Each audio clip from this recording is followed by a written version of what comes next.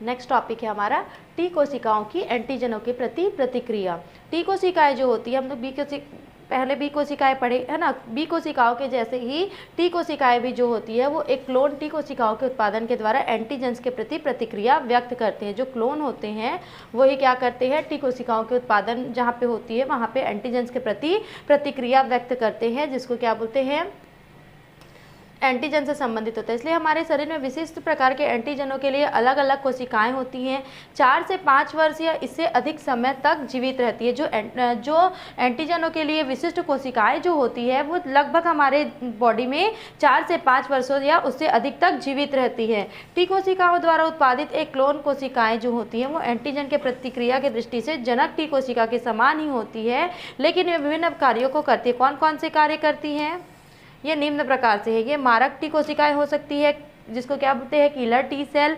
ये एंटीजनों को सीधे आक्रमण के द्वारा नष्ट करती है। इसके कुछ समय के रसायन का स्त्राव करती है जो भक्षाणुओं को आकर्षित करके इन्हों एंटीजन को तेजी से भक्षण के लिए प्रेरित करती है। ये क्या करती है, मारक जो टी सेल्स होती है वो रसायन का जो पॉइजनस होता है, जहरीला रसायन का स्त्रावण करता है, जो क्या करता है, एंटीजनों को तेजी से भक्षण करना शुरू कर देता है। ठीक है, ये दूसरी कोशिकाओं को आकर्षित करने के लिए भी कुछ रसायनों का स्त्रावण करती है। जो आसपास की जो कोशिकाएं होती है उनको भी अट्रैक्ट करने के लिए क्या करती है, ये रसायन संश्लेषित करती हैं।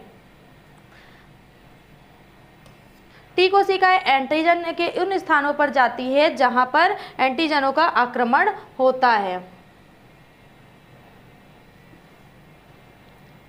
ये है स्टेम सेल, बोन मेरो में कैसे कैसे होता है, टी सेल्स जो होता है उसका। ठीक है, फिर है सहायक टी कोशिकाएं, है ना, सहायक टी सेल्स। वे सेल्स पहले हो गया मारक कोशिकाएं, टी मारक कोशिकाएं, अब है सहायक टी कोशिकाएं। वे टी कोशिकाएं जो बी कोशिकाओं के प्रतिरक्षों के निर्माण के लिए प्रेरित करती है। जो बी कोशिका होती है उनको प्रतिरक्षी पदार्थ जो होती है उसके स्त्रावण के लिए या फिर उसके निर्माण के लिए प्रेरित करती है, उसको बोलते हैं सहायक टी कोशिकाएं। ये अलग अलग प्रकार का हो सकता है। ये है दाबक टी कोशिकाएं। ये जो टी कोशिकाएं होती है वो प्रतिरक्षात्मक तंत्र द्वारा अपने ही शरीर की कोशिकाओं पर आक्रमण करने से रोकती है। इनमें से कुछ कोशिकाएं जो होती है वो एक निश्चित एंटीजन के लिए याददाश्त कोशिकाओं का भी काम करती है। प्रतिपक्षी अनुक्रियाएं जो होती है, फिर है दूसरा, इस प्रकार की अनुक्रियाएं जो होती है उपार्जित प्रतिरक्षा के अंतर्गत आती है। किसके अंतर्गत आती है, उपार्जित प्रतिरक्षा की। यह अनुक्रियाएं 2 प्रकार की होती है। पहला है प्राथमिक अनुक्रिया।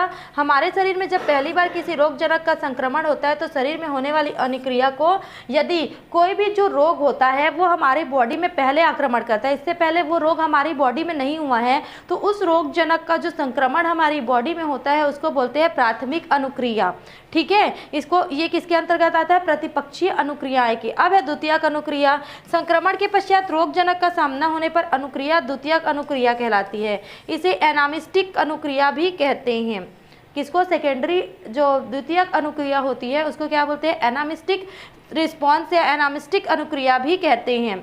यह प्रतिक्रिया उच्च तीव्रता वाली होती है। यह हमारे शरीर की प्रथम मुठभेड़ है। मतलब पहले क्या होता है, जब संक्रमण होता है और संक्रमण होने के पश्चात एंटीबॉडीज के साथ उसका क्या होता है, कांटेक्ट होता है, टच में जब आते हैं। मुठभेड़ मतलब वही हो गया ना आपका, एक दूसरे से सामना होना। तो ये क्या होता है, सेकेंडरी रिस्पॉन्स में होता है। हमारे रुधिर में उपस्थित बी लसिका कोशिकाएं एवं टी लसिका कोशिकाओं के द्वारा होता है। फिर एंटीबायोटिक्स, एंटीबॉडीज या प्रतिरक्षी पदार्थ। जब हमारे शरीर में कोई भी बाह्य पदार्थ या फिर जो रोगजनक का संक्रमण होता है तो वह हमारे शरीर के अंदर पहुंचने के पश्चात क्या करते हैं, प्रतिरक्षात्मक तंत्र को उद्दीपित करता है। उद्दीपित मतलब क्या करता है, नॉक करता है कि अरे देखो मैं आ गया हूँ। संक्रमण करते हैं तो कोई आता है तो आपके घर क्या करता है, आपके गेट को बजाता है ना, या फिर आवाज़ लगाता है। तो वैसे भी जो रोगजनक वाले कारक होते हैं वो या कोई बाह्य पदार्थ होते हैं वो प्रतिरक्षात्मक तंत्र को नॉक करते हैं और उद्दीपित करते हैं। इस बाह्य पदार्थ या रोगजनक को ही क्या बोलते हैं, एंटीजन कहते हैं। इन प्रतिजनों की अनुक्रिया में बी कोशिकाएं रुधिर में एक विशेष प्रकार की प्रोटीन बनाते हैं जो कि रोगजनकों या प्रतिजनों से क्रिया करके उन्हें नष्ट करने का प्रयास करती है। इस विशिष्ट प्रोटीन को प्रतिरक्षी कहते हैं। क्या बोलते हैं, इस विशिष्ट प्रोटीन को प्रतिरक्षी कहते हैं। टी कोशिकाएं बी कोशिकाओं को इस कार्य में सहयोग करती हैं। Properties of antibodies.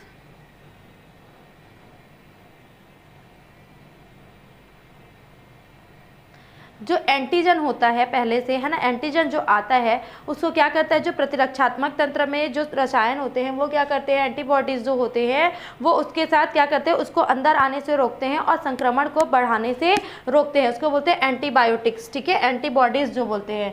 फिर है प्रॉपर्टीज ऑफ एंटीबॉडीज। एंटीबॉडी जो सीरम होता है वो हीमोग्लोबिन में पाया जाता है, किसमें पाया जाता है, हमारे रक्त में जो हीमोग्लोबिन होता है उसमें पाए जाने वाला जो सीरम होता है ग्लाइकोप्रोटीन होता है, जो कि बी लिम्फोसाइट के द्वारा विशेष प्रकार के एंटीजन की अनुक्रिया के लिए उत्पन्न होता है। जो एंटीजन्स आते हैं उसके लिए क्या होता है, एक्टिवेटेड होता है ना। सभी एंटीबॉडी इम्यूनोग्लोबिन होते हैं, लेकिन सभी इम्यूनोग्लोबिन एंटीबॉडी नहीं होते हैं। सभी एंटीबॉडी जो होते हैं वो इम्यूनोग्लोबिन नामक होते हैं, लेकिन जितने भी इम्यूनोग्लोबिन जो होते हैं वो एंटीबॉडी नहीं होते हैं, ठीक है। कोशिका झिल्ली से जुड़ जाती है, इसके द्वारा ह्यूमरल प्रतिरक्षा उत्पन्न होता है।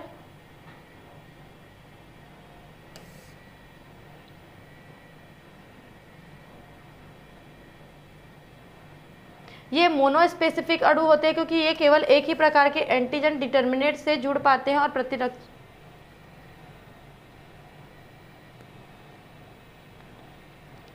ठीक है। ये क्या हो गया, अगर हम लोग बोल सकते हैं कि जो एंटीबॉडीज होते हैं वो क्या होते हैं, सब एंटीबॉडी जो होता है वो इम्यूनोग्लोबिन होता है, लेकिन जो इम्यूनोग्लोबिन होते हैं सारे इम्यूनोग्लोबिन एंटीबॉडीज नहीं होते हैं, ठीक है। ये हो गया, ये कट कर देना यहाँ से आप। फिर है प्रतिरक्षी पदार्थ की संरचना। इसमें क्या होता है, ये प्लाज्मा कोशिकाओं में होता है, ठीक है। प्रतिरक्षी पदार्थ इम्यूनोग्लोबिन नामक प्रोटीन से बने होते हैं। किससे बने होते हैं प्रतिरक्षी पदार्थ, इम्यूनोग्लोबिन नामक प्रोटीन से बने होते हैं। और प्रत्येक प्रतिरक्षी पदार्थ में 4 पॉलीपेप्टाइड की संरचनाएं, श्रृंखलाएं जो होती है वो जुड़ी होती है। क्या जुड़ी होती है, 4 पॉलीपेप्टाइड की श्रृंखलाएं किसमें जुड़ी होती है, इम्यूनोग्लोबिन में जुड़ी हुई होती है, ठीक है। ये मोनोस्पेसिफिक अणु होते हैं, जो क्या बोलते हैं आपका प्रतिरक्षी पदार्थ होता है, एंटीबॉडीज होता है जो वो मोनोस्पेसिफिक होता है क्योंकि केवल एक ही प्रकार के एंटीजन डिटरमिनेंट से ही जुड़ पाते हैं। ये श्रृंखलाएं आपस में डाइसल्फाइड बंधों के द्वारा जुड़ी रहती हैं। जो 4 आपके पॉलीपेप्टाइड के अणु होते हैं ना वो किससे जुड़े रहते हैं, एस बॉन्ड से जुड़े रहते हैं। एस बॉन्ड मतलब डाइसल्फाइड बंध से जुड़े रहते हैं। इनमें से 2 हल्की एल एवं 2 भारी श्रृंखला होती है। 4 में से 2 क्या होगा, हल्का होगा और 2 क्या होगा, भारी होगा, ठीक है। भारी श्रृंखला होती है। जो भारी श्रृंखला होती है उसमें अमीनो अम्ल की संख्या कितनी होती है, 400 से अधिक होती है। जो देखो 2 हम लोग क्या बोले कि 4 क्या होते हैं, पॉलीपेप्टाइड की श्रृंखला होती है प्रत्येक अणु में। तो जो 4 पॉलीपेप्टाइड की श्रृंखला होती है उनमें से जो 2 होती है वो हल्की होती है और जो 2 होती है वो भारी होती है। तो जो 2 भारी होती है उनमें क्या होता है, 400 से अधिक पॉलीपेप्टाइड की श्रृंखलाएं जुड़े रहती हैं। पॉलीपेप्टाइड श्रृंखला को क्या किसे प्रस्तुत करते हैं, तो HL के रूप में दर्शाया जाता है। अधिकांश प्रतिरक्षी जो होते हैं वो मोनोमर की भांति कार्य करते हैं। बहुत सारे जो एंटीबॉडीज होते हैं वो मोनोमर के जैसे कार्य करते हैं। प्रतिरक्षी के पॉलीपेप्टाइड वाई के आकार की संरचना बनाते हैं। जो पॉलीपेप्टाइड की श्रृंखला होती है वो वाई आकार की होती है, जिसकी निचली भुजा भारी श्रृंखलाओं की बनी होती है, जबकि ये जो होती है वो भारी श्रृंखलाओं की बनी होती है और ये जो होती है वो हल्की और भारी दोनों की होती है और ये होती है भारी की। इम्यूनोग्लोबिन 5 प्रकार के होते हैं। तो इम्यूनोग्लोबिन कौन कौन से होते हैं, IgA, immunoglobulin A, immunoglobulin D, immunoglobulin E, immunoglobulin G और इम्यूनोग्लोबिन M। इम्यूनोग्लोबिन कितने प्रकार के होते हैं, तो 5 प्रकार के होते हैं। A, B, A, D, E, G, immunoglobulin A, immunoglobulin D, immunoglobulin E, immunoglobulin G और इम्यूनोग्लोबिन M। ये इस प्रकार के वाई आकार की संरचना होती है। पॉलीपेप्टाइड के ऊपर में क्या होते हैं, हल्के और भारी दोनों होते हैं और नीचे में भारी पॉलीपेप्टाइड की ही चैन होती है, क्लियर। और ये किसके बॉन्ड के द्वारा जुड़े होते हैं, तो डाइसल्फाइड्स बॉन्ड के द्वारा जुड़े रहते हैं। देखो डाइसल्फाइड बॉन्ड के द्वारा जुड़े हैं। ये लाइट चैन होता है, इसका N साइड होता है, ठीक है। ये क्या होता है, variable region of light chain होता है, ठीक। ये क्या होता है, हैवी चैन होता है, जो निचला हिस्सा होता है, क्लियर। फिर है वैक्सीन के प्रकार, टाइप्स ऑफ वैक्सीन। हम लोग के जब बॉडी में संक्रमण होता है या फिर संक्रमण को रोकने से पूर्व क्या करते हैं, आजकल वैक्सीन दिए जा रहे हैं। वैक्सीन मतलब क्या होता है, इंजेक्शन दिए जा रहे हैं। जो कुछ जंतुओं में उसके उनको निकालते हैं, मतलब देखते हैं कि वैक्सीन के अंतर्गत हम लोग देखेंगे कि वैक्सीन कहाँ से मिलता है और वैक्सीन क्यों यूज़ किया जाता है। वैक्सीन का एक मोटिव होता है कि हमारे शरीर को बाद में, मतलब कोई भी हमारे जीवन के कोई भी अंतराल में हमको उस प्रकार का संक्रमण, जिस चीज़ का वैक्सीन लगा है उसका संक्रमण हमारी बॉडी में ना हो। क्लियर? बहुत सारे वैक्सीन आते हैं, तो इन 3 प्रकार के वैक्सीन होते हैं, ठीक है। पहला होता है परंपरागत वैक्सीन, दूसरा होता है परिष्कृत वैक्सीन और होता है तीसरा पुनर्योग्य वैक्सीन। परंपरागत वैक्सीन क्या होता है? इसके अंतर्गत उन वैक्सीनों को सम्मिलित किया गया है जिसमें संपूर्ण रोगजनक जीव का उपयोग टीके या वैक्सीन के रूप में किया जाता है। उन्हें जीव के शरीर अथवा कोशिकाओं के अंदर उत्पन्न किया जाता है। क्या कहते हैं? कोई भी जीव होता है उनके शरीर के अंदर या कोशिकाओं के अंदर उत्पन्न किया जाता है उस संक्रमण को, जिससे क्या हो, वो संक्रमण का दर ना बढ़े। परंपरागत वैक्सीन 2 प्रकार के होते हैं। लाइव वैक्सीन होता है पहला जीवित वैक्सीन। जीवित वैक्सीन ऐसा वैक्सीन होता है जिसमें अत्यंत क्षीण अथवा अविष रोगजनक से किया जाता है। उन्हें जीवित अवस्था में ही जीवों के शरीर में प्रविष्ट कराया जाता है। जैसे किसी जीवाणु या किसी विषाणु से संक्रमण होने का खतरा होता है तो क्या करते हैं कि वैक्सीन में, जीवित वैक्सीन में क्या होता है, उसी जीवाणु या विषाणु को क्या कर देते हैं, शरीर में पहले से ही डाल दिए रहते हैं, जिससे क्या होता है, व्यक्ति का जीवन जो होता है रोगों से सुरक्षा होता है। जब भी वो उस टाइप का जीवाणु या विषाणु आएगा उसके अंदर में, तो क्या होगा, वो फ्रेंडली बिहेव करेगा, है ना। तो क्या होगा, संक्रमण का जो दर है वो नहीं फैलेगा, परंतु संग्रहण के समय इसमें अन्य विषाणुओं के संदूषण का खतरा रहता है। ठीक है। फिर है उदाहरण, इसका उदाहरण क्या है, अधिकांश विषाणु वैक्सीन, जितने भी विषाणु वैक्सीन होते हैं, रेबीज वैक्सीन हो गया, MMR वैक्सीन हो गया, हेपेटाइटिस बी वैक्सीन हो गया, इन्फ्लुएंजा वैक्सीन आदि। फिर है दूसरा निष्क्रियकृत वैक्सीन। इसमें अंतर्गत क्या होता है, ऐसी वैक्सीन को सम्मिलित किया गया है जिनके नष्ट किए गए अथवा निष्क्रिय किए गए रोगाणुओं से प्राप्त किया जाता है। क्या करते हैं, जो नष्ट कर दिए जाते हैं, या जो जीवाणु या विषाणु जो होते हैं उसको पहले ही नष्ट कर दिया जाता है, या फिर निष्क्रिय अवस्था में होता है, उसको क्या कहते हैं, बॉडी के अंदर डाल देते हैं इंजेक्शन के थ्रू। उसके बाद क्या होता है, जब ऐसे में क्या होता है, ये कम प्रभावी होता है। इसके लिए क्या करना है, बार बार वैक्सीन का उपयोग करना पड़ता है। उदाहरण है अधिकांश जीवाणु एवं कुछ विषाणु वैक्सीन। फिर दूसरा है परिष्कृत या परिशोधित एंटीजन वैक्सीन। ठीक है। इसके अंतर्गत ऐसी वैक्सीन को सम्मिलित किया गया है जिन्हें संबंधित रोगजनक से पृथक किए गए शुद्ध एंटीजन से तैयार किया जाता है। क्या करते हैं कि जो रोगजनक होता है उससे शुद्ध अलग कर लिया जाता है उस एंटीजन को, और उसको शुद्ध किया जाता है। ठीक है। अलग अलग प्रोसेस से क्या करते हैं, उसको शुद्ध करते हैं। इस प्रकार वैक्सीन को जो जीव होता है उसको शरीर में प्रविष्ट नहीं कराया जाता है। ये क्या करते हैं,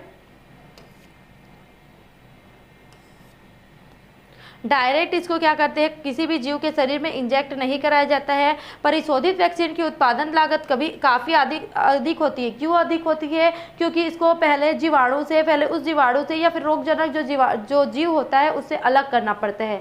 ठीक है। उसके अलग करने के पश्चात उस प्रकार का एंटीजन जो होता है उसको शुद्ध करना पड़ता है, और शुद्ध करने के पश्चात क्या किया जाता है, उसको तैयार किया जाता है। ठीक है। तो इसमें क्या होता है, उसका जो प्रोसेस होता है बहुत लंबा हो जाता है, जिससे इसका लागत बहुत अधिक बढ़ जाता है। इस श्रेणी में कुछ वैक्सीन की प्रतिरक्षात्मक क्षमता जो होती है वो कम होती है। उदाहरण है मोनोजेनाइटिस एवं निमोनिया रोग से बचाव हेतु तैयार की गई पॉलीसेकेराइड वैक्सीन। फिर है पुनर्योगेज। इस श्रेणी के अंतर्गत उन सभी वैक्सीन को सम्मिलित किया गया है जिन्हें पुनर्योगेज डीएनए तकनीक, रिकॉम्बिनेट डीएनए टेक्नोलॉजी द्वारा तैयार किया गया है। इसमें क्या होता है, रिकॉम्बिनेट वैक्सीन एक प्रोटीन अथवा रोगजनक से उत्पन्न होने वाली प्रोटीन का निर्माण करने वाली जीन होती है। इसमें देखो पुनर्योगेज किससे लिया गया है, हमारा जो रिकॉम्बिनेट डीएनए टेक्नोलॉजी होता है ना, जिसमें क्या करते हैं, डीएनए का एक पार्ट जो खराब होता है या फिर कुछ उसमें दिक्कत आ रही होती है उसको निकाल कर चेंज कर देते हैं। वैसे ही क्या करते हैं, इसमें प्रोटीन का संरचना तैयार किया जाता है, प्रोटीन का निर्माण किया जाता है, जो बहुत से प्रोटीन में प्रतिरक्षात्मक क्षमता पाई जाती है। अतः ऐसे प्रोटीनों का निर्माण करने वाले जीनों को पहचान कर उन्हें रोगजनक से पृथक करके उसे इसी चरीचिया कोलाई अथवा अन्य समुचित पोषक के शरीर में प्रविष्ट कराकर ऐसी प्रोटीन का उत्पादन किया जाता है जिससे क्या करते हैं, उनका शोधन कर लेते हैं। देखो इसमें क्या होता है, जो जीव होता है, रोगजनक जीव जो होता है उससे क्या करते हैं, उसको निकाल लेते हैं, उसे पृथक कर लेते हैं, किसको, प्रोटीन्स को। उसको इसी चरिचिया कोलाई या फिर अन्य कल्चर माध्यम जो होते हैं या फिर अन्य समुचित व्यवस्था वाले जो माध्यम होते हैं लेबोरेटरीज में, उसमें क्या करते हैं, अलग करके उस प्रोटीन को उनका शोधन किया जाता है, प्यूरिफिकेशन किया जाता है उन प्रोटीन्स का, ठीक है। इसको बोलते हैं पुनर्योग गेज। उदाहरण है चेचक का टीका, rabies vaccine, hepatitis B vaccine, polio vaccine आदि। पुनर्योग गेज वैक्सीन दो प्रकार की होती है, पॉलीपेप्टाइड वैक्सीन और डीएनए वैक्सीन। कौन कौन सी? पुनर्योग गेज वैक्सीन भी दो प्रकार की होती है, पॉलीपेप्टाइड वैक्सीन और डीएनए वैक्सीन। पॉलीपेप्टाइड वैक्सीन क्या होता है कि इसमें जो डीएनए तकनीक के द्वारा तैयार किया जाता है, सामान्यतः प्रोटीन या एंटीजन के संपूर्ण अणु में प्रतिरक्षात्मकता नहीं पाई जाती है। क्या होता है, ये प्रोटीन या फिर एंटीजन का संपूर्ण अणु जो होता है प्रोटीन का, उसमें क्या प्रतिरक्षात्मकता नहीं पाई जाती है। प्रतिरक्षात्मक का मतलब क्या होता है कि उसे संक्रमण से लड़ने की जो उसकी क्षमता होती है वो नहीं पाई जाती है ना, उसके प्रति क्षमता नहीं पाई जाती है। तो एंटीजन का कोई एक भाग ही रोगाणुओं के प्रति प्रतिरक्षात्मकता प्रदर्शित करता है। क्या होता है, जो एंटीजन होता है उसका कोई एक भाग, संपूर्ण भाग नहीं होता ना, उसका कोई एक ही पार्ट जो होगा वो रोगाणुओं के प्रति प्रतिरक्षात्मकता प्रदर्शित करता है। मवेशियों के फुट एवं माउथ रोग में प्रोटीन के अणु उपस्थित होते हैं, जिसमें से 114, 160 एवं 201, 213वां अमीनो अम्ल ही सक्रिय होता है। उदाहरण है rabies vaccine, hepatitis B vaccine आदि। फिर है दूसरा डीएनए वैक्सीन। इस प्रकार के वैक्सीन में डीएनए या जीन का वैक्सीन कार्य करता है। इस प्रकार का जो वैक्सीन होता है उसमें जो डीएनए या जीन ही वो वैक्सीन कार्य करता है। इस जीन को वेक्टर की सहायता से सीधे ही रोगाणु के जीनोम तक पहुंचा दिया जाता है। क्या होता है, देखो वैक्सीन में क्या होता है, डीएनए या जीन ही वैक्सीन का कार्य करता है। जो डीएनए होता है वो किसका कार्य करता है, पूर्व में उपस्थित जो डीएनए होता है वही वैक्सीन का कार्य करता है, ठीक है। ये क्या करता है, ये जीन को वेक्टर की सहायता से सीधे ही रोगाणुओं के जीनोम तक पहुंचा देता है। जब वेक्टर आता है ना, कोई भी चाबी आता है उसके माध्यम से क्या करता है, डायरेक्ट जीनोम तक पहुंचा देता है। यह जीन पोषक के शरीर में एंटीजन की तरह कार्य करता है। यह है डीएनए टेक्निक से जो होता है, इस माध्यम में इस प्रोसेस से होता है। पहले क्या किया, देखो इसी को इसमें आया, फिर ये क्या होता है रिकॉम्बिनेट टेक्निक। ये क्या है, डीएनए रिकॉम्बिनेट टेक्नोलॉजी के द्वारा क्या होता है, वैक्सीन का निर्माण होता है, ठीक है। फिर है टीकाकरण। वैक्सीन इतने में खत्म हो गया। 3 प्रकार का वैक्सीन होता है। कौन कौन सा वैक्सीन किस में आता है, तो पहला वैक्सीन होता है आपका, क्या बोलते हैं, पहला होता है आपका जीवित वैक्सीन, जो किसके, देखो परंपरागत वैक्सीन होता है। परंपरागत वैक्सीन 2 प्रकार का होता है, जीवित वैक्सीन होता है और निष्क्रिय वैक्सीन होता है। फिर रहता है परिष्कृत वैक्सीन, फिर होता है पुनर्योगेज वैक्सीन। जो पुनर्योगेज वैक्सीन जो होता है वो डीएनए रिकॉम्बिनेट टेक्नोलॉजी के तहत कार्य करता है, उस प्रोसेस में कार्य करता है, ठीक है। फिर है टीकाकरण। टीकाकरण वह उपाय है जिसके द्वारा जीव में किसी रोग के प्रति उपार्जित प्रतिरोधकता को उत्पन्न किया जाता है। इस तकनीक में कमजोर रोग कारक को जीव के शरीर में प्रवेश करा दिया जाता है। तब शरीर का प्रतिरक्षात्मक तंत्र प्रेरित होकर उस रोग में प्रवेश करते हैं। तब ये प्रतिरक्षी उसको नष्ट कर देते हैं और रोग से जीव की रक्षा हो जाती है। रोग कारकों या रोगाणुओं के कृत्रिम कारक के प्रति प्रतिरक्षियों का निर्माण करके रोग प्रतिरोधात्मकता क्षमता का विकास कर लेता है। और जब वास्तविक रोगाणु शरीर रूप में प्रवेश कराने वाले कारक को टीका कहते हैं, ठीक है, कराने वाले कारक को ही टीका कहते हैं, वैक्सीन कहते हैं। देखो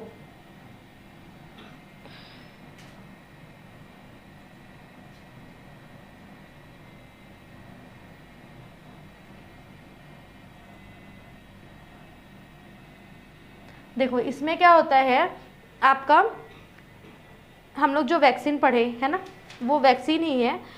उसका परिभाषा बता रहा है कि परिभाषा क्या बोलता है, जो जीव होता है, कोई भी जीव संक्रमण जो रोगजनक जीव होता है उसका जो कमजोर जीव होते हैं उनमें से उनको क्या करते हैं, वैक्सीन इंजेक्शन के थ्रू क्या करते हैं, शरीर में प्रवेश करा देते हैं। शरीर में प्रवेश कराते तो वो कमज़ोर होते हैं, इसलिए ज़्यादा इफेक्ट नहीं करते बॉडी में। और जो शरीर का प्रतिरक्षा तंत्र जो होता है उससे लड़ने में कामयाब हो जाता है और उसकी रोग प्रतिरोधात्मकता जो क्षमता होती है वो बढ़ जाती है। रोग प्रतिरोधक क्षमता जो होती है वो क्या होती है, बढ़ जाती है। अब बढ़ने के साथ क्या हुआ, अब बाद में जब उस प्रकार का अगर एक्टिवेटेड मतलब बहुत ज़्यादा सक्रिय जीव भी आता है तो शरीर को पता होता है कि इससे कैसे लड़ना है और वो लड़के क्या कर लेता है, उस रोग के संक्रमण को बढ़ने नहीं देता या फिर मतलब बहुत ज़्यादा मात्रा में बढ़ने नहीं देता या फिर उसको वहीं पे रोक देता है। ये किसके का माध्यम से होता है? वैक्सीन के माध्यम से होता है। ठीक है, इनमें 3 टीकों की आवश्यकता पड़ती है, 2 या 3। किसी भी रोगाणु के प्रति मनुष्य में पूर्ण प्रतिरोधकता का विकास करने के लिए क्या होता है, एक बार में तो ऐसा नहीं हो सकता कि उसको उस बॉडी को आदत हो जाएगी कि ये संक्रमण हो रहा है या फिर ये रोगजनक इस प्रकार का संक्रमण कर रहा है। तो क्या करते हैं, उसी को बार बार, उसी प्रोसेस को बार बार करते हैं। कभी कोई चीज़ को 2 बार या कोई चीज़ को 3 बार टीकों की आवश्यकता 3 बार टीकों की आवश्यकता पड़ती है।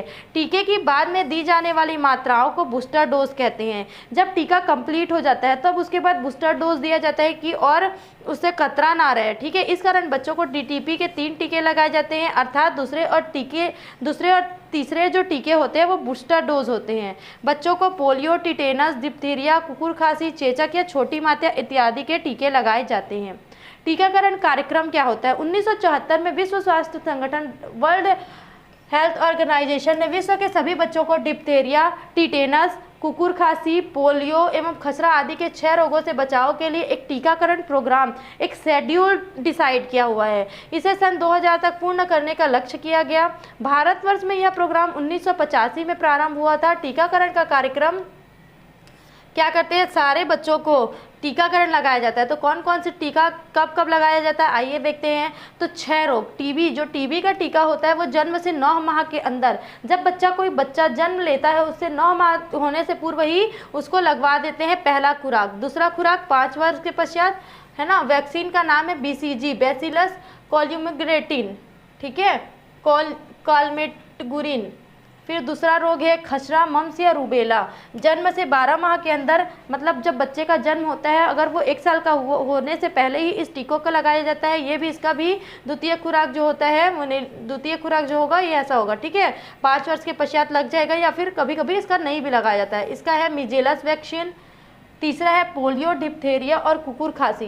जन्म के तीसरे, चतुर्थ एवं 5वें माह में लग जाना चाहिए ये वाला टीका। और दूसरा जो टीका होता है वो 1.5 वर्ष के अंदर तथा पुनः 5 से 6 वर्ष की आयु में लग जाना चाहिए। इसका है पोलियो एवं DPT वैक्सीन। फिर एक कॉलरा का क्या होता है, जो वैक्सीन का प्रथम खुराक होता है वो 2 वर्ष के अंदर तथा गर्मी के पूर्व प्रतिवर्ष 2 वर्ष तक लगना चाहिए द्वितीय खुराक। कॉलरा वैक्सीन होता है। चेचक, जो छोटी माता होती है उसके लिए भी वैक्सीन दे दिया जाता है पहले से ही कि इससे संक्रमण ना हो, तो जन्म से 3 माह के अंदर लगाया जाता है, फिर एक 3 वर्ष के पश्चात लगाया जाता है। इसमें चेचक वैक्सीन लगता है। फिर है टाइफाइड, 5 से 6 वर्ष में 2 खुराक लगना चाहिए, 1 से 2 माह के अंतराल में। 10 वर्ष की आयु में फिर दूसरा वैक्सीन लगना चाहिए, ये है टाइफाइड वैक्सीन। फिर है प्रतिरक्षात्मक अनियमितताएं, इम्यून डिसऑर्डर्स। जीवों में विभिन्न रोगाणुओं के प्रति रोग प्रतिरोधकता पाई जाती है। अच्छा, तो अब हम लोग टीकाकरण का कार्यक्रम देखें, उसके पश्चात ही हम लोग वैक्सीन का प्रकार देखेंगे। तो वैक्सीन कितने प्रकार का होता है? 3 प्रकार का होता है। परंपरागत वैक्सीन होता है, दूसरा होता है आपका परिष्कृत वैक्सीन और तीसरा होता है पुनर्गेज वैक्सीन। ठीक है, वो थोड़ा आगे पीछे हो गया, उसको आप जमा के लिख लेंगे। क्लियर। फिर दूसरा है प्रतिरक्षात्मक अनियमितताएं। जीवों में विभिन्न रोगाणुओं के प्रति रोग प्रतिरोधकता पाई जाती है। जब कभी किसी व्यक्ति में रोग प्रतिरोधकता की कमी होती है तो उस व्यक्ति का जीना मुश्किल हो जाता है। क्या होता है, अगर प्रतिरोधकता नहीं होगा, शरीर उससे बाहर आए, फॉरेन से आए हुए मतलब बाहरी जो पदार्थ आता है उससे लड़ने में असहाय हो जाता है, तो क्या हो जाता है, ये मृत्यु भी हो सकती है। इससे व्यक्तियों में कभी कभी जन्म से या जीवन काल से कुछ रोग के प्रतिरोधकताएं की अनियमितताएं विकसित हो जाती है। हिंताजन्य प्रतिरक्षा तथा एड्स रोग प्रतिरक्षात्मक तंत्र की अनियमितता के 2 प्रमुख उदाहरण हैं। क्या है? प्रतिरक्षात्मक तंत्र की अनियमितता के कारण 2 जन्य प्रतिरक्षा और एड्स 2 प्रकार के रोग हो जाते हैं। इसमें क्या होता है, मनुष्य में कुछ या सभी रोगों के प्रति प्रतिरोधकता समाप्त हो जाती है। मतलब यदि किसी चीज़ की अनियमितता हुई प्रतिरक्षा तंत्र में तो क्या होता है, एड्स हो सकता है या फिर क्या हो सकता है, हीनताजन्य रोग हो सकता है। ठीक है, तो हीनताजन्य जो प्रतिरक्षा होता है इन दोनों के कारण क्या होता है, बाकी भी जो संक्रमण होने की संभावना होती है वो प्रबल हो जाती है और उनसे लड़ने का बॉडी में जो ताकत होता है, सहन शक्ति होती है, क्षमता जो होती है वो नष्ट हो जाती है अगर ये दोनों रोग हो गए तो। पहला है इम्यूनो डेफिशिएंसी, है ना।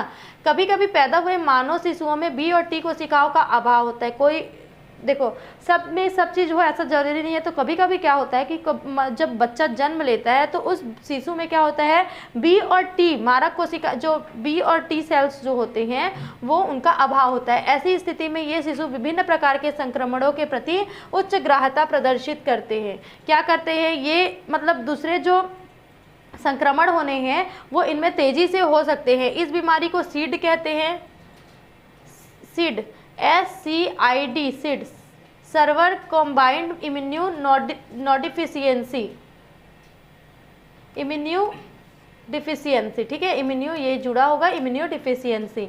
बी एवं टी कोशिका के अभाव के कारण शिशु में छोटा मोटा संक्रमण प्रभावी होता जाता है, किंतु जो कि मुक्त वातावरण की कल्पना नहीं की जा सकती। इस कारण बच्चे की मृत्यु हो जाती है। विकसित देशों में इस बीमारी से ग्रस्त बच्चों को संक्रमण मुक्त कोष्ठों में रखा जाता है। दूसरा है एड्स, HIV एवं एड्स। इसका विस्तृत वर्णन हमारे अध्याय 4 में लैंगिक रूप से संचरणशील रोगों के अंतर्गत किया गया है, वहाँ से आप देख सकते हैं। फिर है कैंसर। कैंसर क्या होता है, एक प्रकार की बीमारी है जो उत्तकों की कोशिकाओं में असामान्य वृद्धि के कारण होती है। देखो क्या होना है, एक कोशिका है यहाँ पे, फिर 2 होना है, यहाँ पे 4 होना है, यहाँ पे अगर इस जगह में कोशिकाओं की संख्या 8 होनी है, मतलब कोशिकाओं की संख्या अगर 8 है तो उस ग्रुप को क्या बोलेंगे, उत्तक बोलेंगे। कोशिकाओं के समूह को उत्तक बोला जाता है। तो इन उत्तकों में अनियमित वृद्धि, अगर यहाँ पे 8 होना है तो यहाँ पे 16, 22, 24, 25, 26, 30, 40, 45, 50 इस प्रकार अनियमित वृद्धि होती है और संख्याओं में तेजी से वृद्धि होती है, विकास होता है। तो क्या होता है, उसको कैंसर, गिल्टी या ट्यूमर बोला जा सकता है। ठीक है, कैंसर उन सभी अंगों में हो सकता है जिनकी कोशिकाएं विभाजन की क्षमता रखती हैं। मतलब जितनी भी जगह बॉडी में, जितने भी जगह होते हैं जहाँ पे कोशिका विभाजन की क्षमता होती है, वहाँ पे क्या हो सकता है, कैंसर हो सकता है। लेकिन अधिकतर कहाँ पे नहीं होता है, ये यकृत तथा मस्तिष्क में नहीं होता है, क्योंकि वयस्क अवस्था में इनकी कोशिकाओं में प्रायः विभाजन की क्षमता नहीं पाई जाती है। जब मैच्योर होता है बॉडी, मनुष्य का बॉडी, तो क्या होता है उसमें मस्तिष्क में और यकृत में, लीवर में क्या होता है कि जो विभाजन की क्षमता होती है वो नहीं पाई जाती है। फिर ट्यूमर, असामान्य स्थिति में जब कोशिकाओं का विभाजन अनियंत्रित हो जाता है तो इसके परिणाम स्वरूप कोशिकाओं का अनियमित गुच्छा बन जाता है। इस अनियमित कोशिकाओं के गुच्छे को कैंसर या ट्यूमर कहते हैं। कैंसरस वृद्धि तथा नियोप्लास्टिक वृद्धि कहते हैं, तथा जिन कोशिकाओं के अंदर यह अनियंत्रित वृद्धि पाई जाती है उन्हें नियोप्लास्टिक या कैंसरस कोशिकाएं कहते हैं। ट्यूमर 2 प्रकार का होता है। ट्यूमर क्या हो गया, जो कोशिकाओं का समूह होता है वो गुच्छा बन जाता है। जो कोशिका अनियमित कोशिका बढ़ते जाती है वो कोशिकाओं का समूह क्या हो जाता है, गुच्छा बना लेता है, और उस गुच्छे को क्या बोलते हैं हम लोग, ट्यूमर बोलते हैं। ट्यूमर, और जिस कोशिका में ये हो रहा है उसको क्या बोलते हैं, नियोप्लास्टिक या कैंसरस कोशिकाएं बोलते हैं। ट्यूमर 2 प्रकार के होते हैं। फैलने की विधि के आधार पर कैंसर क्या होते हैं, किसके आधार पर होंगे, फैलने की विधि के आधार पर। कैंसर कैसे फैलता है उसके आधार पर 2 प्रकार के कैंसर होते हैं। सांघातिक वे ट्यूमर जो होता है ये क्या करता है, ये कैंसर शुरू से ही धीमा होता है परंतु बाद में तीव्र विकसित करने लगता है। सांघातिक ट्यूमर जो होता है, बिगनिंग ट्यूमर, ये पहले धीरे धीरे ग्रोथ करता है, फिर अचानक से बहुत तेजी से इसका ग्रोथ होने लगता है, लेकिन ये क्या करता है, शरीर के किसी एक निश्चित भाग तक ही सीमित रहता है। इसे सांघातिक ट्यूमर कहते हैं। यह कम खतरनाक होता है। फिर है मैलिग्नेंट ट्यूमर, दुदांत ट्यूमर। यह कैंसर एक निश्चित जगह पर पाया तो जाता है लेकिन अपनी परिपक्व अवस्था में, मतलब जब इसका बिगनिंग स्टार्टिंग स्टेज होता है ये क्या करता है, अब सीमित जगह में होता है, लेकिन जब ये परिपक्व होता है, मैच्योर्ड होता है, तो शरीर के अन्य अंगों में भी फैलने लगता है। फिर उसके बाद क्या होता है, जब ये परिपक्व अवस्था में बढ़ जाता है फिर क्या करने लगता है, अन्य अंगों में फैलने लगा। फिर बहुत ज़्यादा बढ़ने की स्थिति में क्या होता है, जब ये अपने पीक पर होता है, अपनी चरम अवस्था में होता है परिपक्वता के, तब ये टूट जाता है, और टूट के कहाँ मिल जाता है, रुधिर में मिल जाता है या लसिका के द्वारा विभिन्न अंगों में चला जाता है तथा वहाँ की कोशिकाओं को अतिवृद्धि के लिए प्रेरित करता है। इस प्रकार के कैंसर को मेटास्टिक, इसको क्या बोलते हैं, इस प्रकार के कैंसर को मेटास्टेटिक कैंसर कहते हैं। यह अत्यंत खतरनाक होता है और ये मृत्यु का कारण बनता है। ठीक है, ये देखो मेटास्टेटिक ऑक्यूर जो होता है ये क्या होता है, दुर्दांत, ये है आपका सांघातिक सेल जो होता है ये एक ही जगह में सीमित रहता है। और ये जो होता है आपका दुर्दांत जो ट्यूमर जो होता है ना, ये क्या करता है, ब्लड वेसल में पहुंच जाता है परिपक्वता में, उसके बाद टूटकर पूरे अंग में पहुंच जाता है और वहां पे क्या हो जाता है, विस्फोट करता है। फिर है सांघातिक एवं दुर्दांत ट्यूमर में अंतर। क्या क्या होता है, ये जो सांघातिक ट्यूमर होता है उसको नॉन कैंसरस या कैंसरस जन्य नहीं होता है, ठीक है। यह क्या होता है, हानिकारक कैंसर होता है अर्थात कैंसर जन्य होता है। यह अपने उत्पत्ति स्थल तक ही सीमित होता है, यह अपने शरीर के अन्य भागों में पहुंच जाता है। इसकी वृद्धि धीमी होती है, इसकी वृद्धि बहुत तेज होती है, इसको शरीर को कम क्षति पहुंचती है, इसके द्वारा शरीर को अनियमित क्षति पहुंचती है जिसके कारण मृत्यु हो जाता है। इसमें मेटास्टेटिस नहीं होता है, इसमें मेटास्टेटिस होता है। कैंसर का लक्षण क्या क्या है, जब किसी व्यक्ति में कैंसर होता है तो उसके शरीर में असामान्य कोई भी रोग होना है तो उसके लक्षण क्या होते हैं, पहले से दिखाई देने लगते हैं। उन्हीं लक्षणों को जानते हैं कि देखते हैं कि कौन कौन से लक्षण कैंसर में दिखाई देते हैं, ठीक है। घावों का ना भरना, पहला क्या हो गया, घावों का नहीं भरना, असाधारण और बार बार रक्त स्त्राव होना या अन्य स्त्राव का निकलना, विशेषकर स्त्रियों में मासिक धर्म बंद हो जाने के बाद प्रायः ऐसा होता है।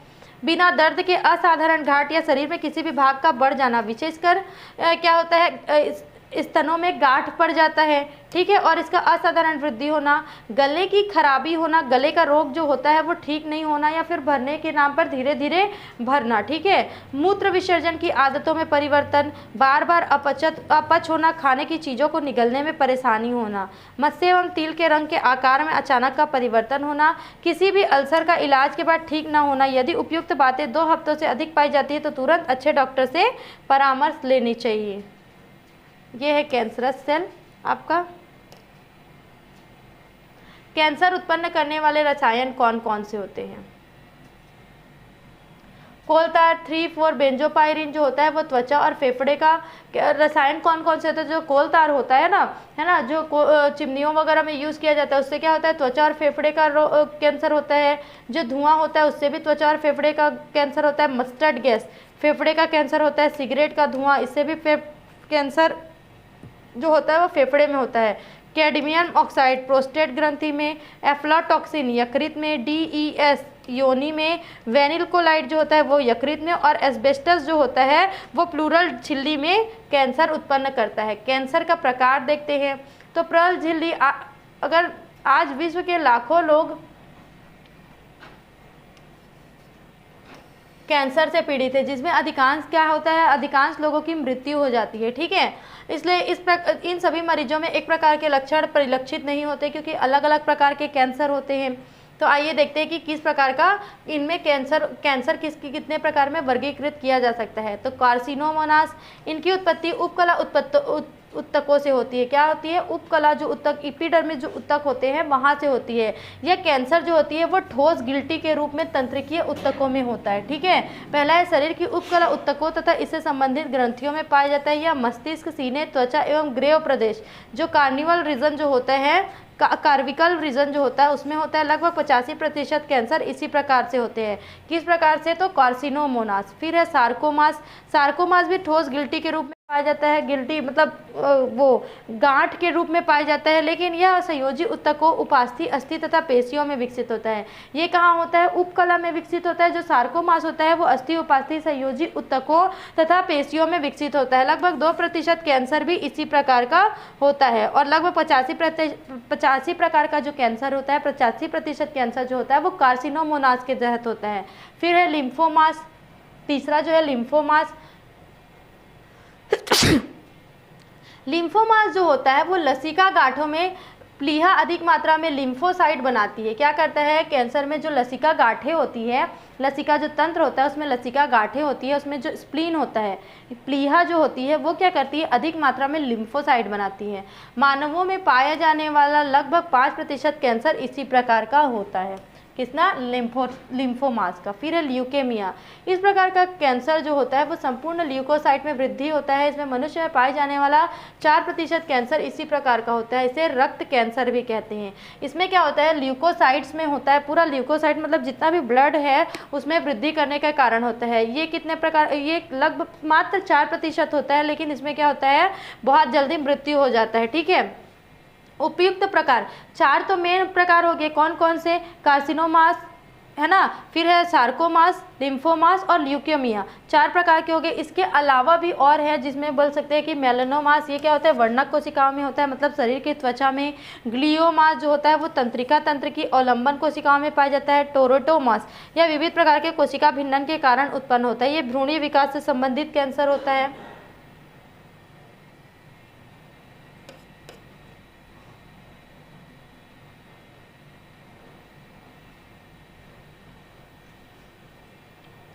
ये है, देखो कहाँ कहाँ पे कितने मात्रा में, कितने परसेंटेज में कैंसर पाए जाते हैं। अगर देखेंगे मेल और फीमेल में अलग अलग देखते हैं तो 10% क्या होता है इसमें माउथ कैंसर होने की चांसेस मेल्स में ज़्यादा होते हैं, 6% होते हैं फीमेल में। ट्रैकिया जो गला होता है वो वहाँ पे कितना होता है 13%। इसमें क्या होता है थोरेक्स में यहाँ पे अगर देखेंगे तो 20%। लंग्स में 9% होता है मेंस का, वुमेन का होगा 5%। फिर है ओइसोफेगस में 7, स्टमक में 7। ये है आपका किस में कितने प्रतिशत क्या होता है। देखो यूरिन एंड रिप्रोडक्टिव ऑर्गन में 11% ही होता है आपका मेंस में कैंसर, लेकिन 24% बहुत ज़्यादा होता है किसमें, वुमेन्स में। ल्यूकेमिया और लिम्फोमास में होता है, मेंस में होता है 12% होने के चांसेस होते हैं और इसमें होता है 5%। ठीक है, ये चार्ट आप देख सकते हैं। फिर है कैंसर के कारण। कैंसर किस किस कारण में होता है, तो जीन में परिवर्तन होना, जीन में अचानक चेंजेस होने के कारण कैंसर होते हैं। विषाणुओं के संक्रमण से होते हैं, संक्रमण के कारण डिफेक्टिव श्वसन एवं उपापचय के कारण होता है। हार्मोन असंतुलित होने के कारण होता है। सतत उत्तेजना या तंबाकू, सुपारी, गुटखा या पान खाने के कारण बेंजोपायरिन, आर्सेनिक, टॉर जो होते हैं वो आदि क्या होते हैं शरीर में असामान्य मात्रा से आने लगते हैं, उसके कारण होते हैं। विकिरण जो एक्स विकिरण का बार बार उपयोग करते हैं, कॉमिक रे, पराबैंगनी विकिरण जो होते हैं उनका अगर शरीर में बार बार पहुंचना हो रहा है तो उस कारण भी क्या होता है कैंसर हो सकता है। फिर है जैविक कारक। कई कैंसर उत्पादक विषाणु जैसे कि रेट्रोवायरस कैंसर उत्पादक विषाणु को ऑन्कोवायरस भी कहते हैं। इन विषाणुओं में ऑन्कोजीन्स पाए जाते हैं। कैंसर व जीन क्या करते हैं, ये कभी कभी सामान्य कोशिकाओं में ऐसे जीन का पता चलता है जो कभी कभी विशेष परिस्थितियों में सक्रिय हो जाते हैं। कुछ जीन तो क्या बोलना चाहिए निष्क्रिय अवस्था में होते हैं या फिर सामान्य जीन होते हैं जैसे प्रत्येक कोशिका में, लेकिन अचानक से ये क्या हो जाते हैं चेंज कर लेते हैं और कैंसर जनी में रूपांतरण कर लेते हैं। इन कोशिकीय को क्या बोलते हैं ऑन्कोजीन्स कहते हैं। ये क्वेश्चन आपका आता है ऑन्कोजीन्स किसको कहते हैं ना, ये इंपॉर्टेंट क्वेश्चन है, आप इसको नोट डाउन कर लेंगे। ऑन्कोजीन्स किसको बोलते हैं, तो सामान्य कोशिकाओं में उपस्थित सामान्य जीन्स जो अचानक कैंसर कोशिकाओं में रूपांतरित हो जाते हैं उनको क्या बोलते हैं ऑन्कोजीन कहते हैं। जब ये जीन जो अपरिवर्तित या अक्रिय स्थिति में नियंत्रित रहते हैं तब इन्हें प्रोटो ऑन्कोजीन्स कहते हैं। ठीक है, फिर एक कैंसर के निदान, इसका आज तक निश्चित समाधान नहीं मिला है। ठीक है, लेकिन प्रारंभिक अवस्था में यदि पता चल जाता है तो शल्य चिकित्सा, विकिरण उपचार जैसे कि रेडियम और कैल्शियम और फास्फोरस के समस्थानिकों का प्रयोग करके रासायनिक उपचार के द्वारा इसका इलाज किया जाता है। ठीक है, एक सामान्य पौधे कैंसरस रोजियस या फिर सदाबहार के ल्यूकेमिया या रुधिर के कैंसर के इलाज के लिए विनक्रिस्टन विनब्लास्टिन नामक 2 दवाओं का आविष्कार किया गया है, परंतु अभी तक कैंसर के 100% इलाज का कि हम लोग कंफर्म नहीं बोल सकते कि इसका इलाज मिल गया है, पूरी दुनिया में अभी तक नहीं मिला है। इसको कम करने या फिर प्राथमिक अवस्था में होता है ना जो कैंसर, उसको कम करने का उपाय बस मिला है, उससे ज़्यादा कुछ नहीं मिला है। किशोरावस्था व व्यसन, एडोलेसेंस एंड एडिक्शन। किशोरावस्था एक का अर्थ क्या होता है, किशोरावस्था का अर्थ होता है 12 से 18 वर्ष की जो आयु होती है उस अवधि में जो बालक और बालिकाएं होती हैं उस एज में उपस्थित रहने वाले जो उनका जो एज होता है उसको बोलते हैं किशोरावस्था। बचपन और प्रौढ़ावस्था को जोड़ने वाला जो कड़ी होता है, पुल होता है, ब्रिज होता है, उसको बोलते हैं किशोरावस्था। इसके दौरान क्या होता है, इसमें शरीर में और मानसिक स्थिति और शारीरिक स्थिति में बहुत सारे परिवर्तन होते हैं और यह अवस्था क्या होती है बहुत ज़्यादा नाजुक अवस्था होती है। ठीक है, ये बहुत एक्टिवेटेड अवस्था होती है, बहुत ही संवेदनशील अवस्था होती है। ठीक है, इसमें क्या होता है कि युवा वर्ग के विभिन्न कारणों से विभिन्न प्रकार के नशीली औषधियों और नशीली पदार्थों का भी लगातार सेवन क्या होता है, अपने मजे के लिए क्या कहते हैं नशीले पदार्थों का सेवन स्टार्ट कर देते हैं। फिर ये क्या होती है शारीरिक तथा मानसिक रूप से नशीली दवा एवं नशीली पदार्थों पर निर्भरता व्यसन या एडिक्शन कहलाता है। जब मनुष्य के मस्तिष्क में कभी कुछ तनाव आता है तो वो बहुत नशीले पदार्थ का सेवन करके कुछ समय के लिए उसको भुला देता है ना। ये क्या होता है, एडिक्शन क्या होता है, इसको इतना समझने के बजाय हम लोग एक लाइन में समझते हैं कि देखो आपकी बॉडी को क्या होता है, अगर आपकी बॉडी को या फिर किसी भी चीज़ को अगर एक बार वो चीज़ दे दिया जाए, ठीक है, तो उसको अच्छा लगा तो वो क्या करेगा, आपका बॉडी उसको आपको मन करेगा दूसरे दिन की अरे अच्छा लग रहा है अब मैं उसको फिर से खाऊं, तो आप फिर से खाएंगे उसको, फिर दूसरे दिन भी लगेगा कि अरे वो तो अच्छा चीज़ है, फिर मेरे को अच्छा लगा मैं उसको तीसरे दिन भी खाऊं। ऐसे करते करते करते करते बहुत दिन हो जाता है, तो बॉडी को क्या हो जाता है, उस चीज़ का आदत हो जाता है। जब आप बॉडी को उस चीज़ को नहीं देते हैं तो उससे क्या होता है, फिर बॉडी वो चीज़ खुद से मांगने चालू कर देता है कि मतलब अब मन लग रहा है। मन कहाँ से लगता है कि जब आपकी बॉडी को उसकी आवश्यकता होती है तब वो हमारे दिमाग में आता है तंत्रिका तंत्र के द्वारा, है ना, तो फिर हमारा मस्तिष्क हमको बोलता है कि नहीं वो चीज़ चाहिए। तो ऐसा क्या होता है, इससे धीरे धीरे एडिक्शन बोलते हैं इसको, ठीक है। ये क्यूरियोसिटी बढ़ जाती है कि अब हमको ये चीज़ चाहिए, हमको ये चीज़ चाहिए। तो नशीला पदार्थ क्या होता है, इससे क्या होता है, जो माइंड होता है वो कुछ टाइम के लिए क्या हो जाता है, अगर हम लोग उसकी बहुत अधिक मात्रा में सेवन कर लेते हैं तो हमारे माइंड को क्या कर देता है, वो कुछ टाइम के लिए उसकी जो इच्छा शक्ति होती है या फिर उसका जो सेंस जो ग्रहण करने का क्षमता होता है उसको धीरे कर देता है, उसकी जो गति होती है उसको धीरे कर देती है ना। तो इससे क्या होता है, जब हम उस चीज़ को ग्रहण करते हैं तो हमारा जो अच्छा चीज़ भी होता है या फिर बुरा चीज़, वो क्या होता है, हम लोग उससे कुछ टाइम के लिए भुला देते हैं। इससे क्या होता है कि बार बार किसी चीज़ को खाने से वो एडिक्शन हो जाता है, और उसके बाद क्या होता है कि अगर आप उस चीज़ को नहीं भी देना चाहेंगे तो बॉडी में उसकी आवश्यकता होगी और वो उस चीज़ को मांगेगा, ठीक है।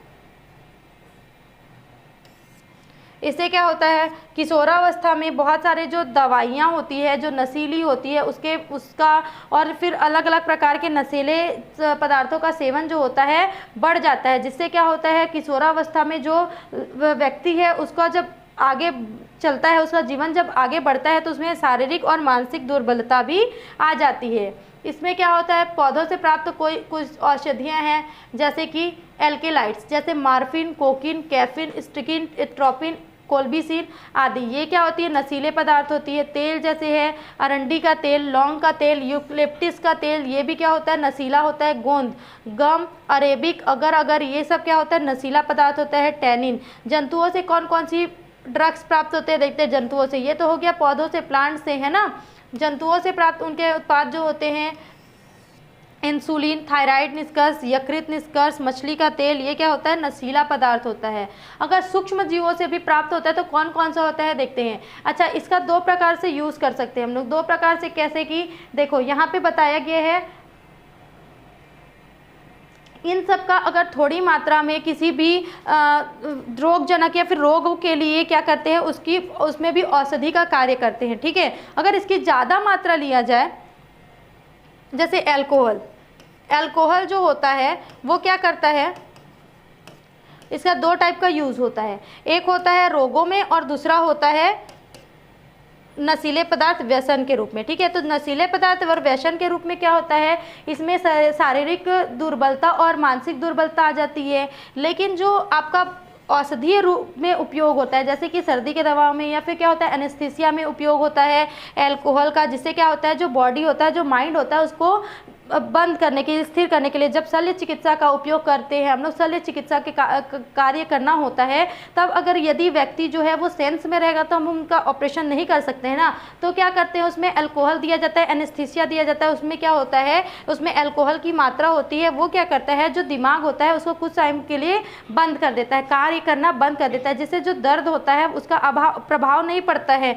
ये दो प्रकार का इसका यूज़ होता है। वैसे ही सारे जो प्लांट से प्राप्त ड्रग्स हैं, है ना, drugs obtain from plants, drugs obtain from animals, अगर ज़्यादा मात्रा में यूज़ करते हैं, जैसे कोकीन हो गया, मार्फिन हो गया, इसका ज़्यादा मात्रा में यूज़ करना बहुत ज़्यादा हानिकारक होता है। लेकिन अगर कुछ रोगों के लिए इसका उपयोग करते हैं, ये क्या होता है, जिससे रोग क्या होता है, आसानी से ठीक हो जाता है। वैसे ही सूक्ष्म जीवों से भी प्राप्त ड्रग्स होते हैं, जैसे कि आपका पेनिसिलिन, स्ट्रेप्टोमाइसिन, इरिथ्रोमाइसिन, नियोमाइसिन, क्लोरेम्फेनोकॉल, ये क्या होते हैं, जीवाणु एवं कवक से प्राप्त किए जाते हैं। कुछ खनिजों से भी प्राप्त होते हैं औषधियाँ, जैसे कि तरल पैराफिन, बोरिक अम्ल, जिप्सम लवण, मैग्नीशियम सल्फेट आदि।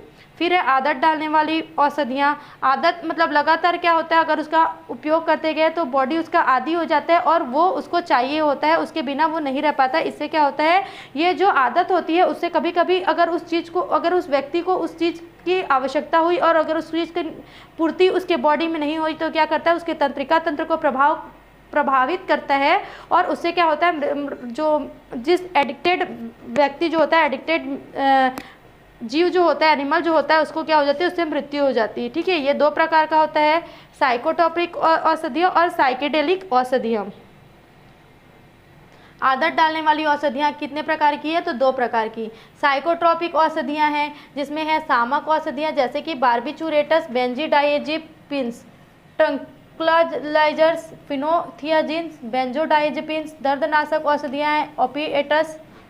उत्तेजक औषधियाँ होती है प्राकृतिक और संश्लेषित। प्राकृतिक होती है कैफीन, कोकीन, बीटेल नट और संश्लेषित होती है एम्फेटिम्स। साइकोडेलिक औषधियाँ होती है, ये देखो दर्दनाशक औषधियाँ भी तीन प्रकार की होती है, प्राकृतिक ओपिएट्स, अर्ध संश्लेषित ओपिएट्स और संश्लेषित ओपिएट्स। ठीक है, अगर अफीम, मार्फिन और कोडीन की बात करते हैं, ये क्या होता है, प्राकृतिक ओपिएट्स होता है। संश्लेषित ओपिएट्स होता है हीरोइन और स्मैक। संश्लेषित ओपिएट्स होता है पैथिडीन और मेथेडीन। क्लियर। अब देखते हैं दूसरा, साइकोडेलिक औषधियाँ दो प्रकार की होती है, प्राकृतिक और संश्लेषित। प्राकृतिक में कौन कौन सा होता है, एलएसडी, गांजा, भांग, मरीजुआना, साइलोसाइबिन, मेस्कलिन। ये जो मरीजुआना होता है ये बहुत ज़्यादा नशीला और इसका अगर अधिक मात्रा में सेवन करें तो कुछ दिन में ही क्या होता है, व्यक्ति की मृत्यु हो सकती है। संश्लेषित में है पीसीपी और एमडीएमए। साइकोट्रोपिक औषधियाँ क्या होती है देखते हैं आगे। ये तो आपका रूपरेखा था, अब आगे देते हैं डिटेल। ऐसी औषधियाँ मुख्यतः मनुष्य की चिंतन शक्ति एवं मानसिक प्रक्रिया को प्रभावित करती है। जो साइकोट्रोपिक, साइको का मतलब क्या होता है, माइंड में इफेक्ट डालना। ठीक है, साइको मतलब हम लोग बोलते हैं ना कोई साइको हो गया करके, या फिर साइकाट्रिक्स मतलब दिमाग का डॉक्टर, ऐसा बोलते हैं ना, तो यही है। साइकोट्रोपिक औषधियाँ जो होती है वो डायरेक्ट क्या करती है, माइंड पे असर डालती है। ठीक है, हमारे मानसिक प्रक्रिया को प्रभावित करती है। इनके सतत उपयोग से क्या होता है, जो हमारा होश होता है, सेंस जो होता है वो कम हो जाता है, उसकी सोचने की, तर्क करने की जो शक्ति होती है वो लगातार कम हो जाता है और ये बहुत ज़्यादा आदी होने पर उसमें पूर्ण रूप से निर्भर हो जाता है, जो व्यक्ति उसका आदी हो जाता है। इसको चार समूह में वर्गीकृत किया गया है। पहला है सामक, दूसरा है निस्तब्धकारी, दर्दनाशक, नारकोटिक्स एवं उत्तेजक। ठीक है, चार प्रकार का कौन कौन सा हो गया आपका, सामक हो गया, निस्तब्धकारी हो गया, दर्दनाशक नारकोटिक्स हो गया एवं उत्तेजक। चार प्रकार का होता है। आइए देखते हैं कि सामक औषधियाँ क्या होती है। सेडेटिव ड्रग्स जिसको बोलते हैं, इसके अंतर्गत ऐसी औषधियाँ आती हैं जो सीधे मस्तिष्क में इफेक्ट डालती है, सीधे डायरेक्ट केंद्रीय तंत्रिका तंत्र पर इफेक्ट डालती है, जिससे क्या होता है, अगर उसको तुरंत अगर हम लोग लेते हैं बॉडी में तो तुरंत माइंड पे इफेक्ट डालेगी और सुस्त हो जाता है और स्वतंत्र जो माइंड जो होता है वो पूरा काम करना बंद हो जाता है, तुरंत नींद आने लगती है। इन औषधियों को हिप्नोटिक्स भी कहा जाता है। उदाहरण है बार्बिचूरेट्स एवं बेंजोडाइएजेपिन्स। बार्बिचूरेट्स क्या होता है, यह संश्लेषित औषधि होती है जिसे बार्बिचूरिक अम्ल से तैयार किया जाता है। इनके प्रयोग से व्यक्ति क्या होता है, हतोत्साहित हो जाता है तथा उसे नींद आ जाती है। इसी कारण इन्हें निद्राकारी पिल्स कहते हैं। ये व्यक्ति की क्रियात्मक सक्रियता तथा चिंता या एनेक्सिटी को कम करता है तथा निद्रा लाती है। इनके लगातार उपयोग से व्यक्ति इनका आदी हो जाता है तथा व्यक्ति को इनकी आदत से छुटकारा दिलाना कठिन हो जाता है। लंबी अवधि तक मतलब बहुत टाइम से इसका अगर उपयोग करते जाएंगे तो क्या होगा, व्यक्ति का जो याददाश्त होता है वो कमज़ोर हो जाता है या फिर ख़त्म हो जाता है। ठीक है, तथा वह हकलाकर बोलने लगता है। उदाहरण है हेक्सावॉर्बिटॉल, मिथोहेक्सिटॉल आदि। फिर है बेंजोडाइएजेपिन्स। ये प्रति उत्कंठात्मक एवं एंटी एग्जाइटी होता है। इसके उपयोग से नींद आती है। उदाहरण है वेलियम या डाइजेपाम, ऑक्सीजेपाम, क्लोनेजेपाम आदि। निस्तब्धकारी औषधि हो गया दूसरा। ये ऐसी औषधियाँ है जो बिना निद्रा के शरीर को तनाव एवं व्यग्रता से मुक्त कर देती है, नींद नहीं लाती। जो निस्तब्ध औषधि होता है वो नींद नहीं लाती है लेकिन माइंड जो सेंस होता है उसको कम कर देता है। इसको बोलते हैं फिनोथियाजिन्स और बेंजोडाइएजेपिन्स।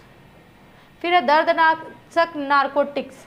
ये क्या करता है, दर्दनाशक निद्राकारी औषधियाँ आती है जो अफीम और उसके व्युत्पन्नों जैसे मार्फिन, कोडिंग, हेरोइन आदि से प्राप्त होता है।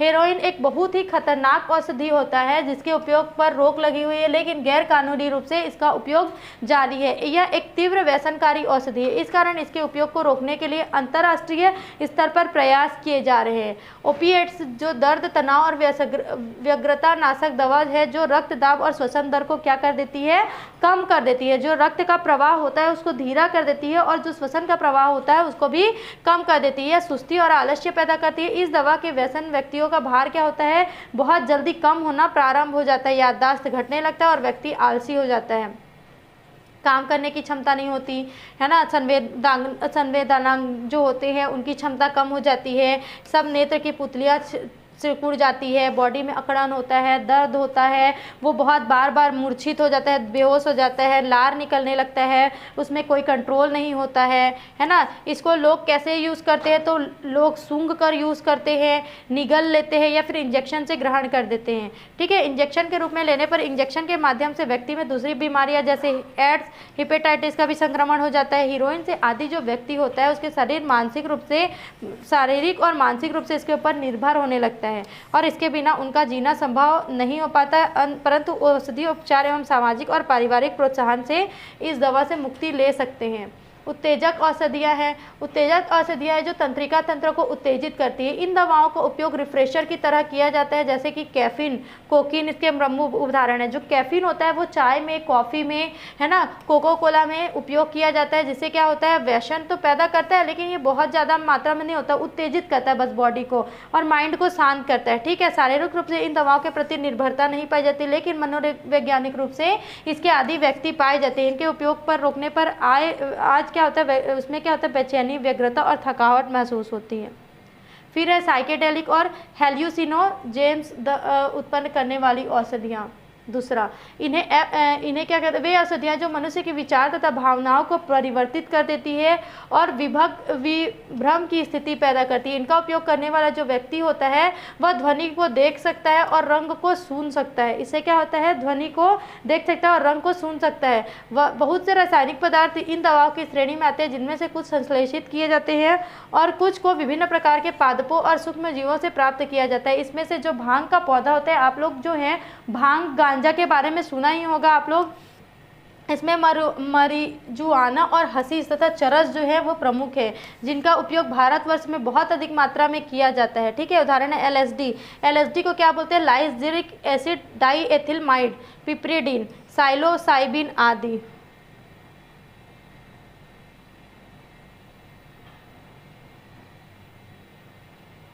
एलएसडी क्या होता है, यह शराब की तरह होता है। इसे कम असर करने वाला हल्का नशीला और रासायनिक पदार्थ होता है जो मस्तिष्क पर अस्थायी प्रभाव डालता है। विद्यार्थी तथा कम उम्र के लोग इसको यूज़ करते हैं।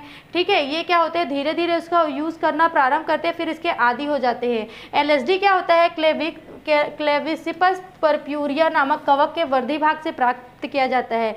ये कहाँ होता है, क्लेविपस परप्यूरा जो होता है राई के पौधे में एक्ट नामक बीमारी पैदा करता है, जिसके फलस्वरूप राई के बाल के दोनों कानों में इस कवक के तंतु जो होते हैं गुच्छे के रूप में विकसित होते हैं, जिसे एक्ट कहते हैं। इसको एकत्रित करके उसके अर्क से एलएसडी प्राप्त करते हैं, जिसमें एक्टिन नामक विषैला पदार्थ मिला रहता है। बीमारी युक्त पौधों में 1 एकड़ क्षेत्र से लगभग 109 किलोग्राम एक्ट प्राप्त होता है। ये कैसा होता है, रंगहीन होता है, स्वादहीन होता है, जिसकी बहुत थोड़ी मात्रा शक्तिशाली प्रभाव डालती है। ठीक है, सीधे केंद्रीय तंत्रिका तंत्र पर बहुत ज़्यादा मस्तिष्क पर प्रभाव डालती है, जिससे उसकी ग्राह्यता कम हो जाती है, संवेदनशीलता कम हो जाती है। आदमी क्या होता है, आदमी का जो याददाश्त होता है वो बहुत ज़्यादा क्षीण हो जाता है, जिससे अपने ही बारे में जानकारी दे पाना मुश्किल होता है। इसका प्रभाव क्या होता है कि इसको प्रयोग करने वाला जो मनुष्य होता है इसके दिमाग में बहुत ज़्यादा असर पड़ता है और रक्तचाप बढ़ जाता है। गर्भवती महिलाएं अगर इसका प्रयोग करें तो गर्भपात होने की संभावनाएं बढ़ जाती है। यह तंत्रिका तंत्र को प्रभावित करती है। इसके प्रयोग से के बाद गाड़ी चलाना या मशीन चलाना क्या होता है, बहुत ज़्यादा खतरनाक होता है। ठीक है।